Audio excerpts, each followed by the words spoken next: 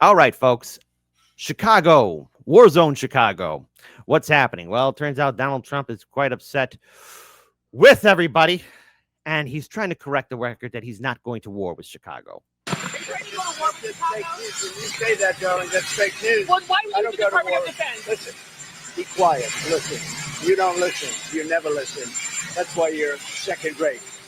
We're not going to war. We're going to clean up our cities. We're going to clean them up so they don't kill 5 people every weekend. That's not war. That's common sense. Are you ready to go to war with That's Chicago? fake news. When you say that, darling, that's fake news. Well, why I would don't the go to Department war. of Defense? Listen, be quiet. Listen. You don't listen. You never listen. That's why you're second rate. We're not going to war. We're going to clean up our cities.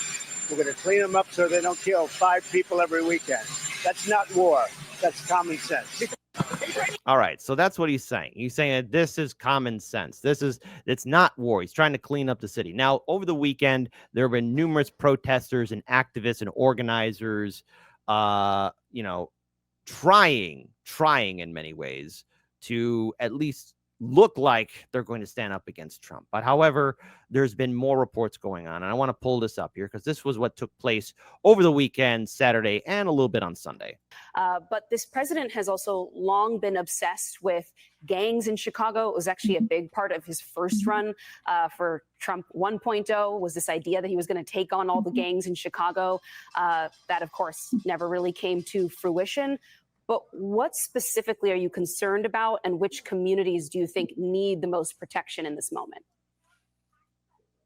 I think that the president wants to do everything he possibly can to instill the most fear in communities that are most vulnerable. Certainly immigrant communities, certainly Black communities, communities that have been vulnerable for a very long time for many reasons. And so that is why it's so important and you see it here in the protests. There are local people from the community who do deportation defense, who have been doing violence interruption work for years in the city of Chicago that are trained to be able to mediate, to ensure that we are creating all of the peaceful tactics to be able to manage protests. They're at the forefront saying, we're going to do everything we possibly can to ensure that people feel protected. It's not gangs that Chicagoans are worried about right now. They're worried about the president of the United States of America deploying the very same people that are supposed to protect America against its own people. But this. Okay, so look,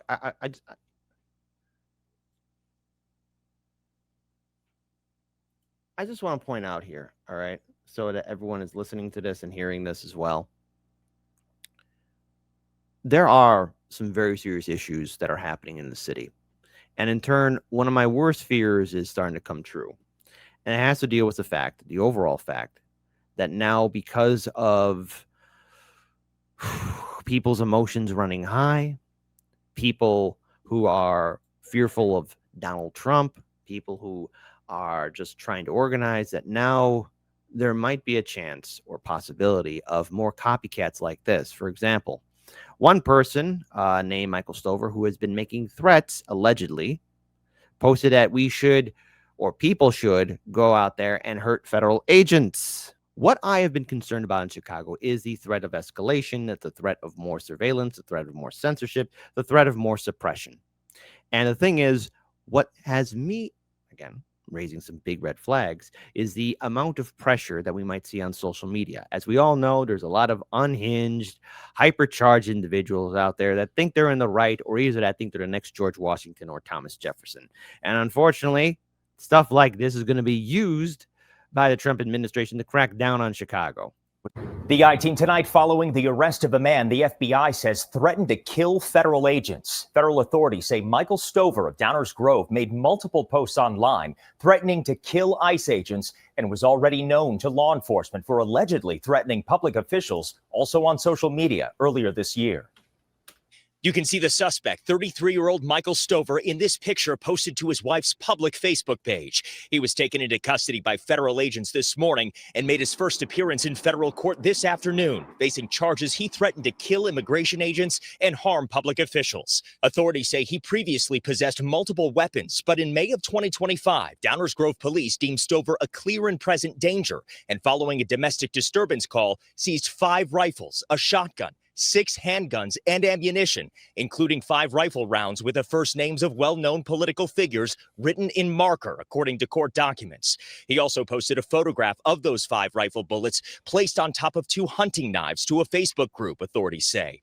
Stover's FOID card was revoked by Illinois State Police on May 8th, according to court filings. He was active and exceedingly extreme online, even through last night, authorities say, posting on his Blue Sky account, "ICE is a terrorist organization. Share this if you think we should shoot them down like dogs." Now, first of all, the big problem here is this is on Threads, all right? Second, or Blue Sky.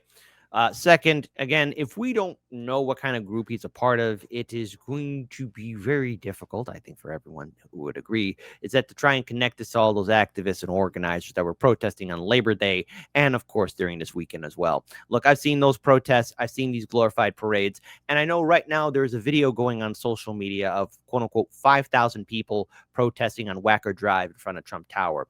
It's sort of like from an above sky shot view, perhaps maybe in one of the skylines across the river, maybe from Trump Tower or from those buildings adjacent to it. That was from the No Kings March.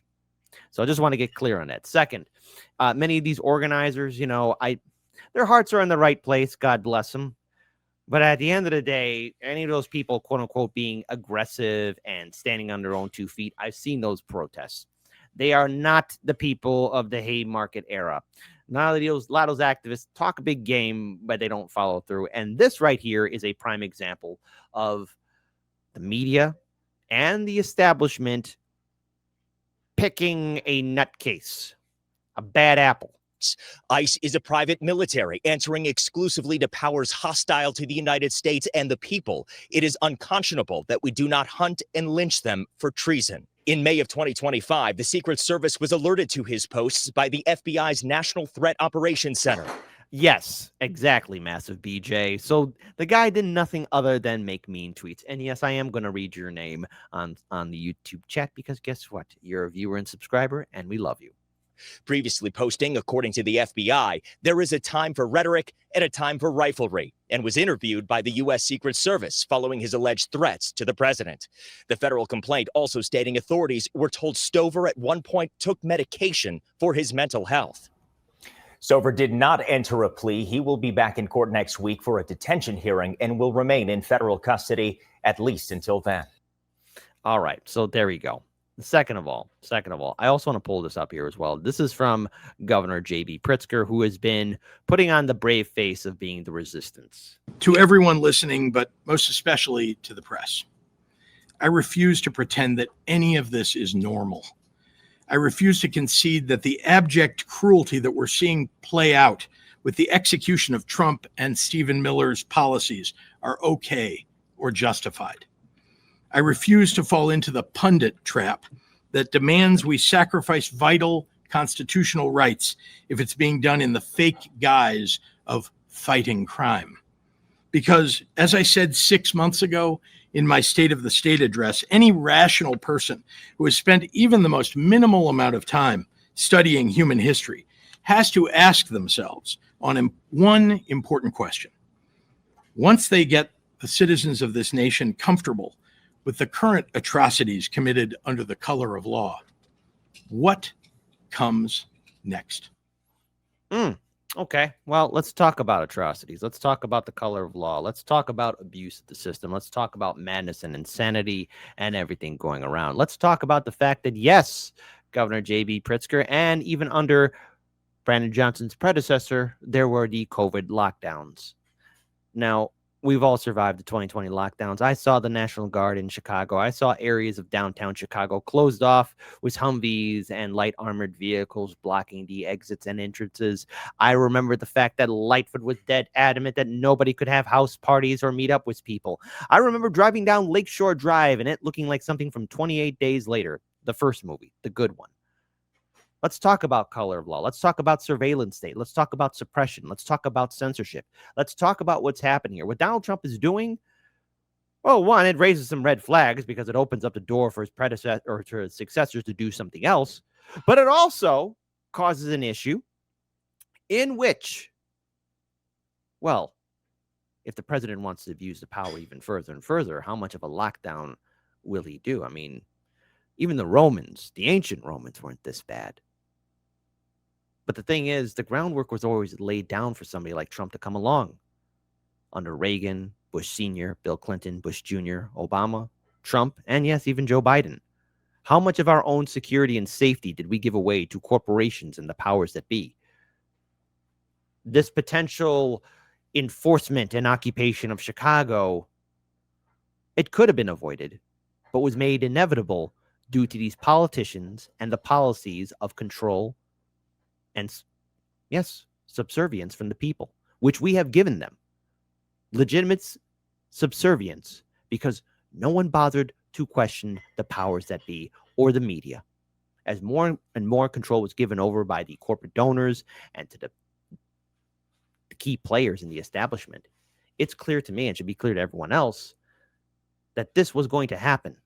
And this is why we need to break away from the two-party system. This is why we have to break away from these quote-unquote defenders of democracy, because the Democrat Party and the Republican Party don't give a damn. They only give a damn about control and making sure that we're all okay with this. It doesn't matter who sits on the throne. What does matter is if the people are going to keep on allowing this to continue on. I want to pull up something else here as well, all right? Because this is another thing.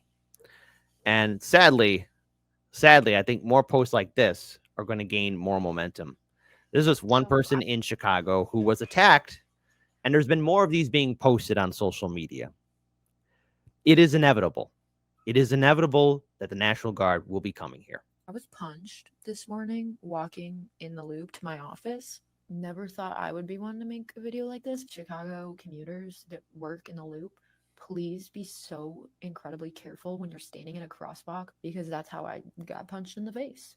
So this morning on Wells Street at like 8:15 with tons of other commuters nearby, some random man who was walking perpendicular from me came behind me, walking this way, came around my right shoulder and actually like swung up and over my shoulder into my jaw, kind of pushing downwards. When he punched me, my glasses fell off, and I have extremely low vision. For those of you that do have low vision, you get how vulnerable you feel without your glasses, and especially right after getting punched. He was wearing all black with this gray raincoat, and he had his hood on, and he took his hood off, and he looked at me, and I saw that man's bald head. Didn't want to take my phone, didn't want to take my work computer, didn't want to take my bag, my wallet, nothing. He just wanted to hit me, so... But the reason why I'm making this video is after talking to police, it really does seem like this is becoming a repeat offense. Maybe not the same guy, but there's definitely an uptick in these simple battery cases. They're getting a lot of reports of people who are just getting hit. At least what I heard from them, it sounded like they're all women or majority women. When you're walking, when you're in motion, like nobody's going to come up and hit you. But when you're standing there at the crosswalk, I should have been looking around like that. And I was looking ahead at the intersection, but I didn't know that this guy came up behind me. It could have obviously been a lot worse, but like it does really hurt, and I was shaking for like 2.5. Okay, look, going downtown Chicago, you got to keep your head on a swivel. You got to be safe. I'm not expecting the mayor or the governor to really enact any kind of safety measures that would deter Trump. They're not going to do it. Already, over the weekend, I saw many federal buildings in the downtown Loop area getting fenced off, preparing for protesters. I've been seeing more posts, an unusual increase in activities of violence happening, robberies happening, and more people posting on TikTok. And yes, this is a knee-jerk response towards Brandon Johnson and his administration, the policies that he's implemented, and overall the fact that Chicago is deep in the financial hole.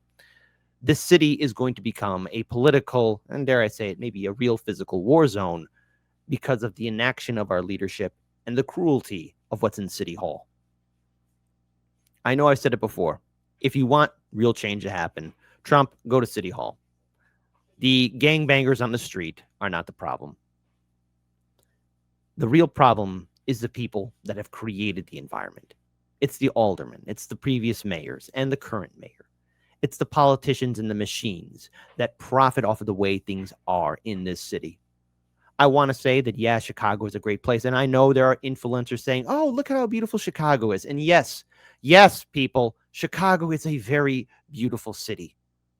But look past the buildings. Look past the happy tourists. Look past the friendly, happy-go-lucky landmarks and everything else in between, because what's happening in Chicago is real. People are dying in the streets. People are becoming homeless in the streets. People are suffering, and I am not going to be censored, silenced, or suppressed. And with my integrity and everything that I've dedicated to Hardlands Media, I am going to be following through with this story. Everything that's going to be happening with Trump sending in forces in the National Guard or ICE or everything else, someone's got to tell the story. Someone's got to give the real facts, and Hardlands Media is going to be here. It's not going to be pretty, and there might not be a happy ending, but the truth is going to get out one way or the other.